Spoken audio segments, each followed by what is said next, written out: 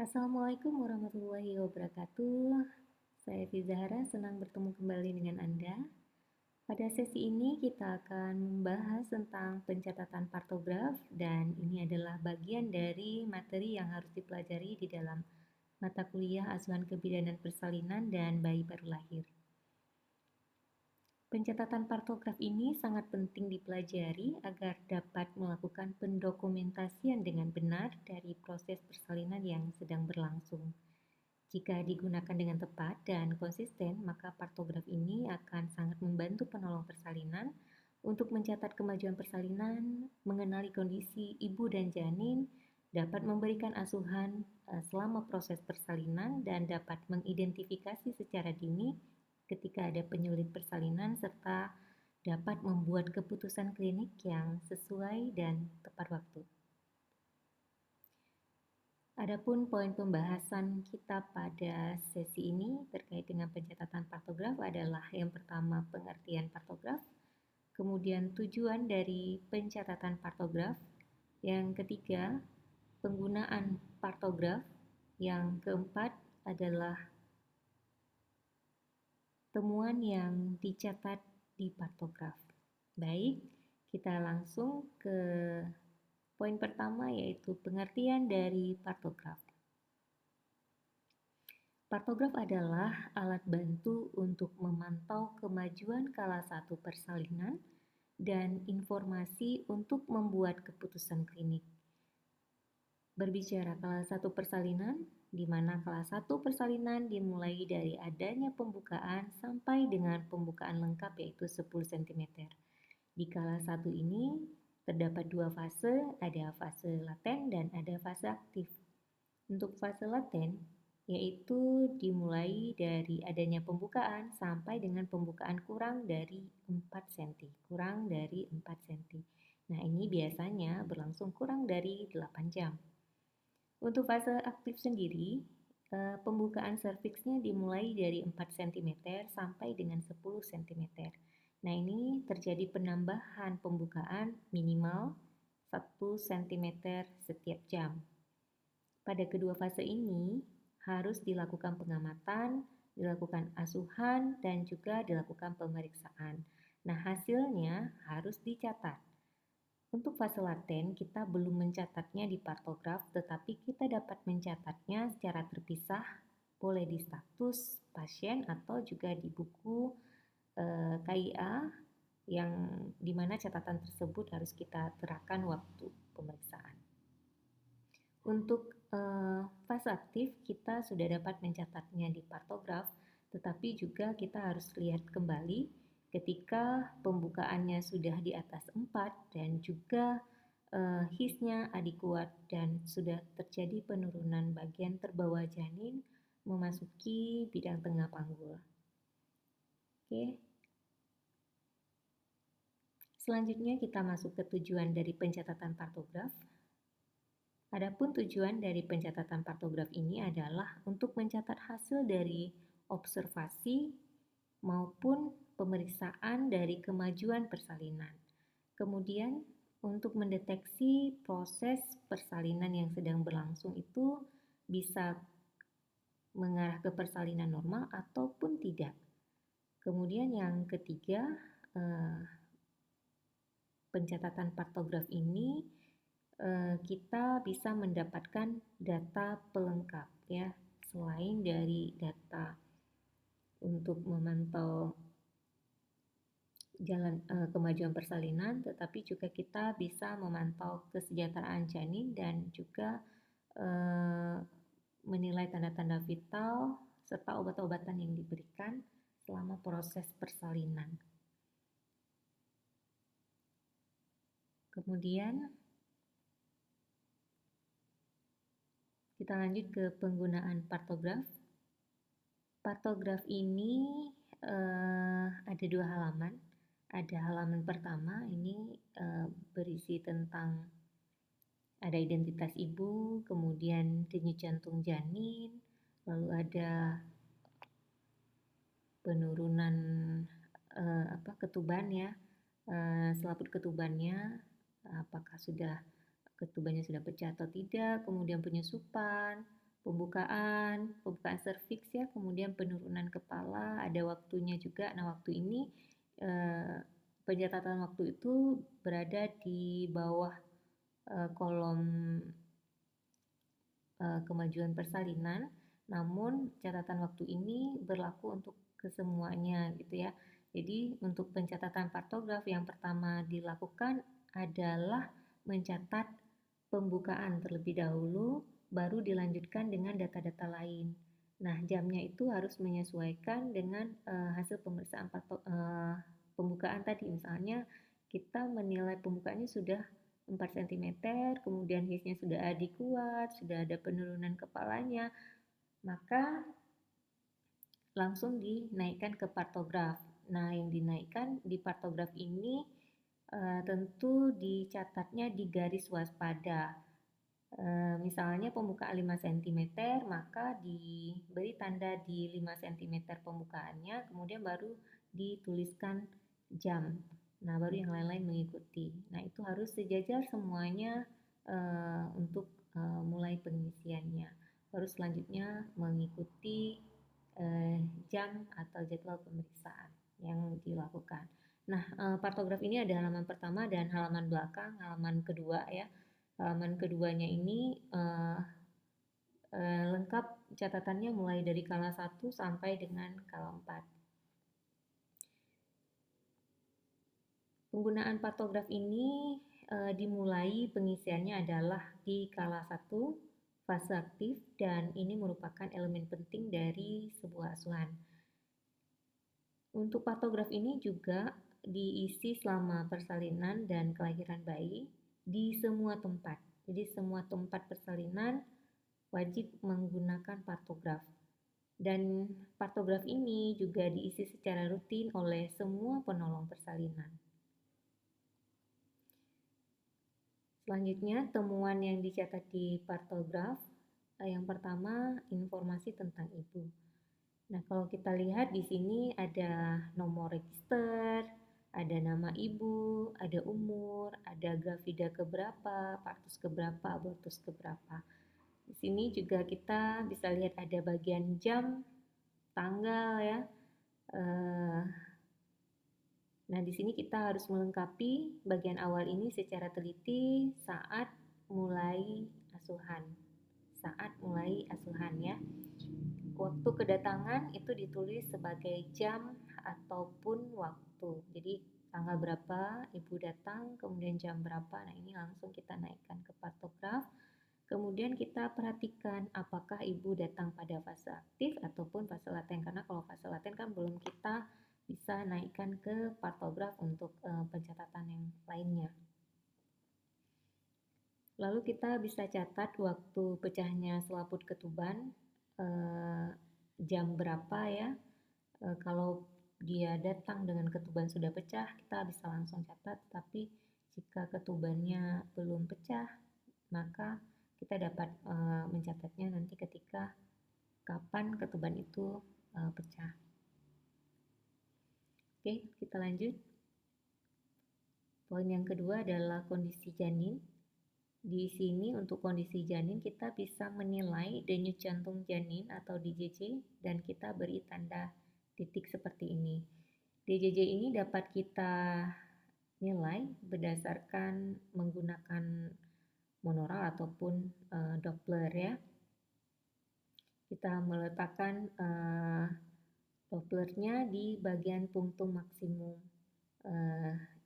denyut jantung janin ya, di mana yang paling dominan terdengar denyut jantung janin, maka kita dapat meletakkan monoralnya di sana. Kita nilai seberapa jumlah denyut jantung tersebut, dan kita bisa menaikkannya di partograf dengan memberi tanda titik bulat kecil seperti ini. Kemudian untuk warna dan adanya air ketuban, kita bisa menulisnya dengan huruf U, J, M, D, dan K. U itu jika ketubannya masih utuh, jadi ketubannya belum pecah, kita bisa menulis dengan huruf U. Jika ketubannya sudah pecah dan warnanya jernih, kita bisa menulisnya dengan huruf J. Dan jika ketubannya bercampur dengan mekonium, kita dapat menulisnya dengan huruf M, dan ketika bercampur dengan darah kita dapat menulisnya dengan huruf D, dan ketika cairan ketubannya sudah kering maka kita dapat menulisnya dengan huruf K pada bagian air ketuban. Lalu di bawahnya ada penyusupan. Nah, penyusupan atau molase tulang kepala janin kita dapat isi dengan angka 0 sampai dengan 3. 0 ketika suturannya teraba jelas dan belum bersentuhan ya antara tulang kepala janin. Jadi bagian tulang kepalanya masih terpisah dan suturannya sangat mudah untuk dipalpasi atau diraba. Kemudian yang kedua ada nilai 1. Kita dapat menulis 1 jika tulang-tulang kepala janin itu hanya saling bersentuhan antara satu dengan yang lainnya.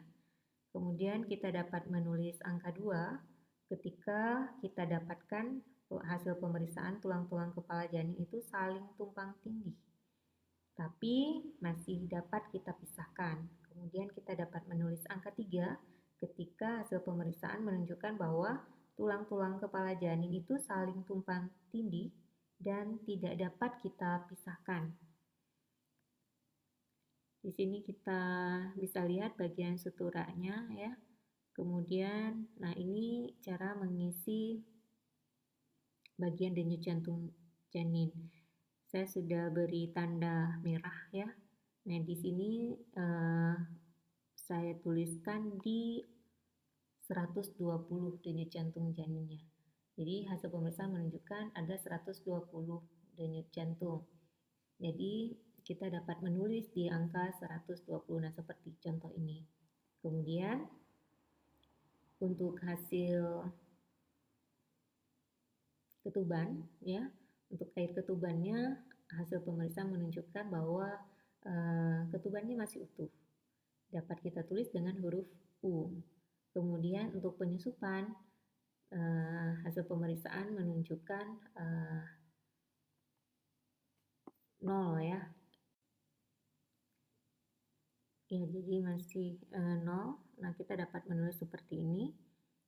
Di contoh terlihat ya.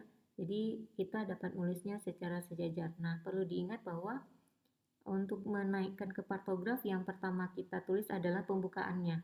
Jadi yang untuk DJJ, kemudian air ketuban, penyusupan ini setelah kita mencatat pembukaan. Nah, misalnya saja pembukaannya berada di garis ini, maka kita dapat menaikkan DJJ-nya dan air ketuban serta penyusupannya di garis yang sama dengan pembukaan. Kita mencatat besarnya pembukaan.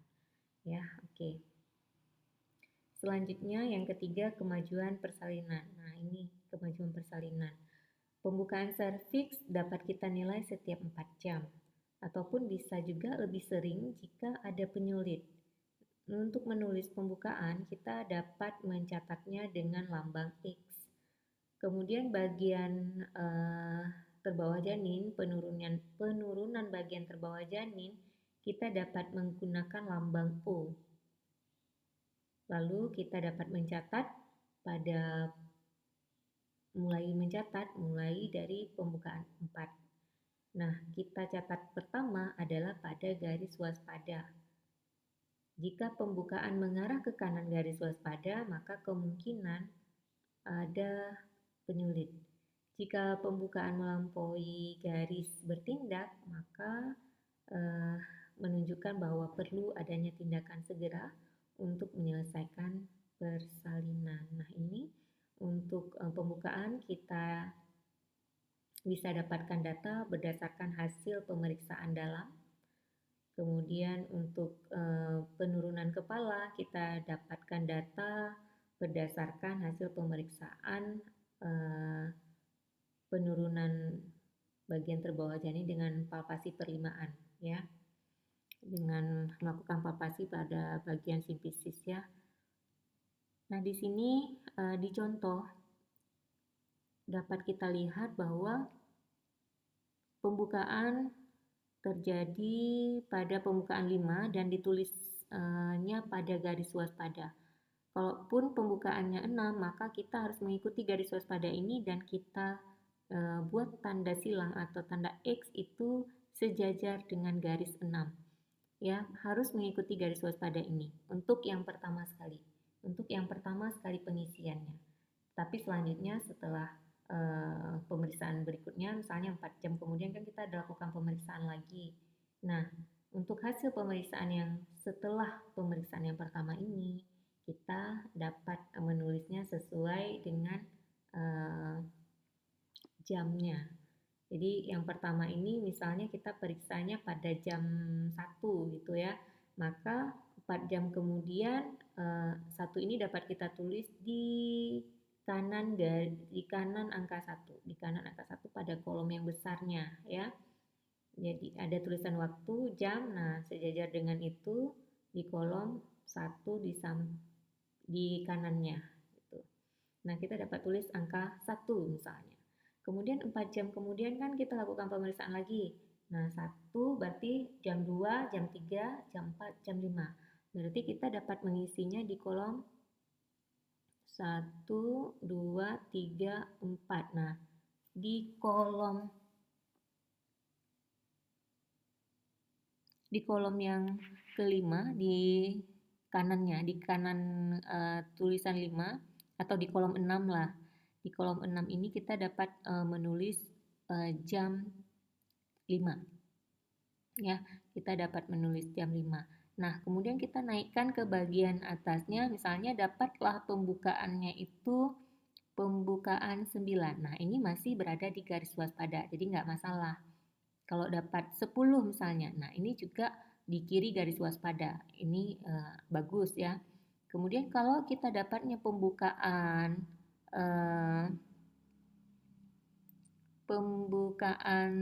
7, nah ini sudah melewati garis waspada. Nah ini yang harus dilakukan rujukan ya. Oke, mudah-mudahan bisa dipahami.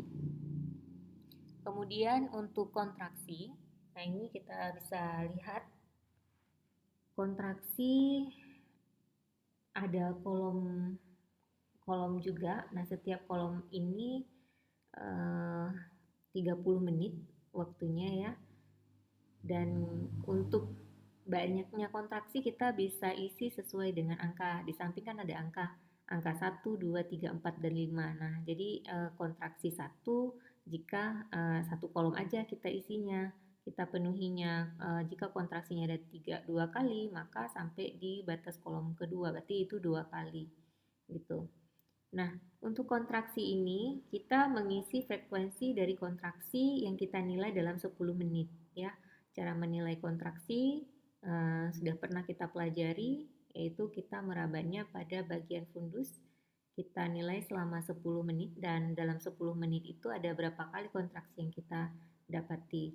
Nah, 1 kali kontraksi sama juga 1 kotak seperti saya sampaikan tadi. Selanjutnya lama kontraksi dalam detik. Jadi kita dapat menghitung kontraksinya berapa lama.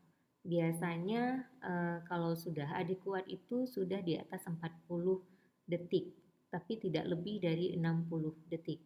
Ya, tidak lebih dari 1 menit. Jadi jika kontraksinya kurang dari 20 detik, maka kita dapat isi dengan tanda titik-titik. Jika lama kontraksinya antara 20 sampai 40 detik, maka kita dapat mengisinya dengan arsiran seperti di contoh. Kemudian jika lama kontraksinya lebih dari 40 detik, maka kita dapat mengisinya dengan warna hitam ya. Kita penuhi kotak tersebut sesuai dengan banyaknya kontraksi. Misalnya kalau di contoh ini yang dihitamkan ada 4 kali dalam 10 menit. Jadi ada 4 kotak yang dihitamkan. Kemudian ternyata 30 menit berikutnya juga masih 4 kali dan durasinya lebih dari 40 detik. Nah, gitu ya. Kemudian kita dapat mencatat kontraksi dengan berapa frekuensinya dan lama kontraksi setiap 30 menit. Jadi 30 menit sekali kita nilai, 30 menit sekali kita nilai, dan setiap kali kita nilai itu selama 10 menit. Dan dalam 10 menit kita menilai berapa kali ada kontraksi. Dan setiap kali kontraksi kita menilai berapa lama kontraksi tersebut dalam detik, ya. Oke, nah ini contoh Anda bisa lihat. Kemudian ada catatan penting yang perlu kita ingat. Yang pertama, jika pembukaan 4 cm dan kontraksinya 30-40 detik atau bahkan kurang, maka kita perlu menjadwalkan pemeriksaan ulang 1 jam kemudian. Karena ini belum bisa kita masukkan atau kita catat ke dalam partograf, ya. Jadi harus dilakukan pengkajian ulang atau pemeriksaan ulang 1 jam berikutnya. Dan ketika kita lakukan pemeriksaan ulang, ternyata hasilnya masih pembukaan yang sama, yaitu 4 cm dengan kontraksi 3 kali dalam 10 menit dan lamanya 30-40 detik, serta penurunan kepalanya sama seperti sebelumnya. Nah, berarti dianggap ini belum masuk ke fase aktif dan partograf tidak dibuat sampai terjadi perbaikan, gitu ya.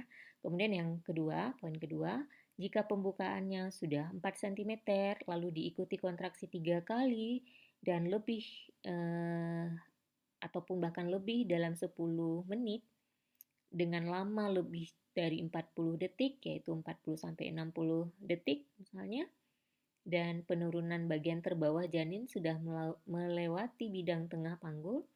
Kalau hasil palpasi perlimaan itu kita dapati 2/5, maka kita dapat mengisi partograf dengan mencatat pembukaan pada garis waspada. Baru nanti dilanjutkan dengan mencatat data lain pada partograf, gitu ya. Jadi yang pertama kita isi adalah pembukaannya. Baru kita lanjutkan dengan mengisi data-data lain. Mengisi penurunan kepala, mengisi jam, mengisi DJJ, dan seterusnya. Itu untuk yang pertama sekali. Untuk yang selanjutnya, kita dapat mengikuti jamnya. Tadi kita sudah menulis jam pada pemeriksaan yang pertama. Setelah kita melakukan pengisian pembukaan. Pembukaan serviks sudah berapa, berada di garis waspada, baru kita isi jamnya. Pemeriksaan tersebut kita lakukan pada jam berapa. Nah, 4 jam kemudian kan biasanya kita periksa lagi. Kita tuliskan di kolom 4 jam berikutnya. Jadi satu kolom besar itu berisi 1 jam. Dan satu kolom kecil pada partograf Anda bisa perhatikan itu bermakna 30 menit atau setengah jam. Ya, jadi nanti tinggal dihitung saja. Kalau ada 4 jam kemudian berarti hitung berapa kotak besarnya, gitu ya. Nah, lalu baru diisi pembukaannya mengikuti jam yang sudah ditulis.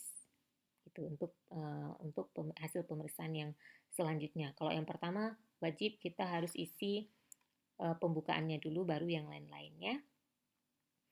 Oke, selanjutnya obat-obatan dan cairan yang diberikan, termasuk di sini oksitosin ya. Oksitosin dapat kita catat saat mulai drip. Lalu kita dokumentasikan setiap 30 menit dan jumlah yang kita isi adalah jumlah unit per volume cairan infus dan di dalam satuan tetes per menit. Lalu obat-obatan yang lain dan cairan intravena juga kita catat semua obat dan cairan intravena sesuai dengan kolom waktunya, kapan diberikan, maka di situ di kolom tersebut kita catat.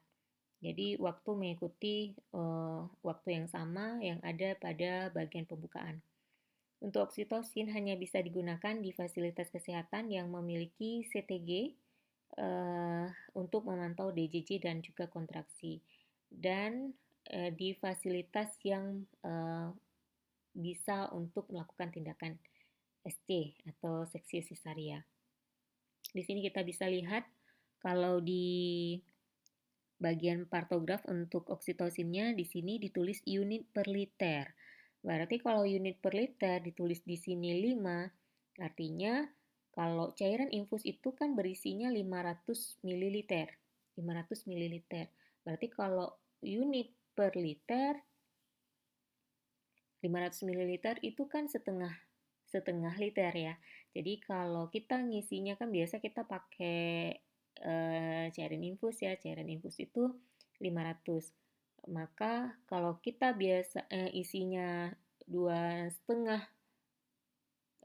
unit, 2 unit setengah, maka yang kita isi di sini adalah 5 unit per liter. Kan dikali 2 ya, karena ini satuannya per liter di sini. Kalau per 500 ml maka kita isi sesuai dengan yang kita berikan. Misalnya 5 unit ya, 5 unit kita isi. Tapi ini karena satuannya liter, kita dapat isi setengahnya karena kita pakai cairan infusnya 500 ml ya. Nah, kalau di sini diisi 5 unit berarti yang dimasukkan ke dalam cairan infus itu 2,5 unit ya. Kemudian tetesannya berapa? Tetesannya sesuai dengan tetesan yang diberikan yaitu 15 tetes, berarti tulis 15 tetes per menit. Lalu cairan infus apa yang diberikan? Kalau RL maka ditulis RL sesuai dengan kolom waktu pemberian cairan infus tersebut. Kemudian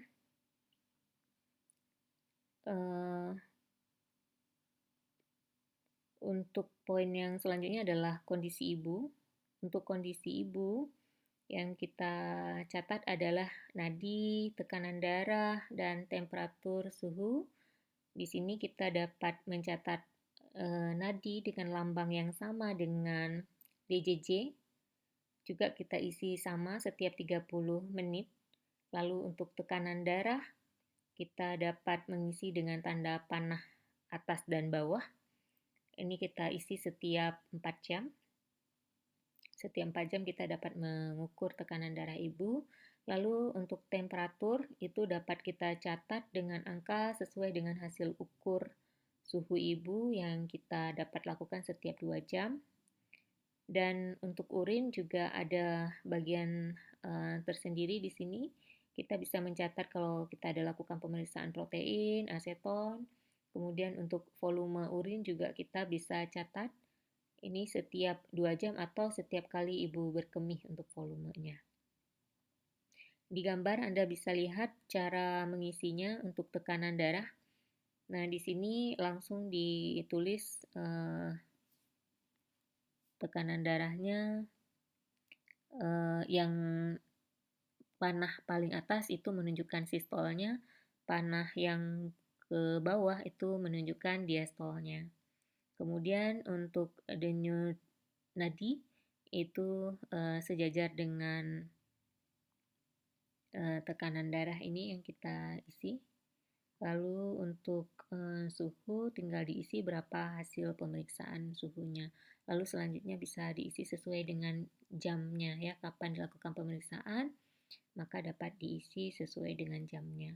Nah, sekali lagi saya sampaikan pengisian untuk nadi dan lain-lainnya ini. Untuk yang pertama sekali kita harus mengikuti sesuai dengan kapan dilakukan di garis yang sejajar dengan pemeriksaan di garis yang sejajar dengan pembukaan serviks untuk yang pertama. Selanjutnya tinggal disesuaikan saja kapan dilakukan pemeriksaan sesuai dengan jadwalnya. Ya. Oke. Itu untuk kondisi ibu. Selanjutnya yang ketujuh adalah asuhan, pengamatan, dan atau keputusan klinis. Nah, di sini kita bisa catat di sisi luar kolom partograf atau juga di catatan kemajuan persalinan, seperti contoh ini. Kemudian, sertakan tanggal dan waktu saat membuat catatan. Asuhan, pengamatan, atau keputusan klinis itu dapat saja mencakup jumlah cairan per oral yang diberikan, ya. Kemudian kalau misalnya ibu mengeluh sakit kepala, kapan dia mengeluh sakit kepala, kita bisa mencatat di bagian samping dari partograf ya, di kolom luar dari partograf itu, jika ada keluhan-keluhan yang mengarah ke keadaan komplikasi ya. Kemudian kalaupun ada kita lakukan konsultasi, kita bisa juga mencatatnya di sana.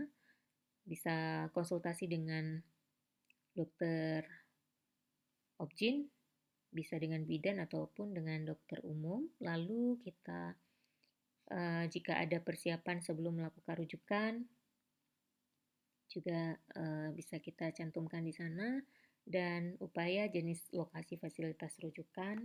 Nah, ini juga bisa ya.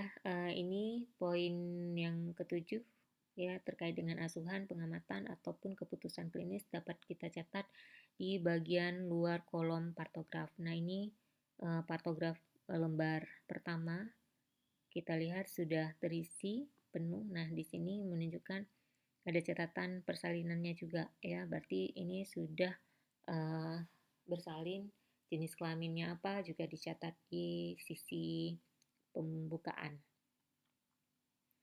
Oke, selanjutnya kita lanjut ke poin 8, yaitu catatan persalinan. Untuk catatan persalinan di sini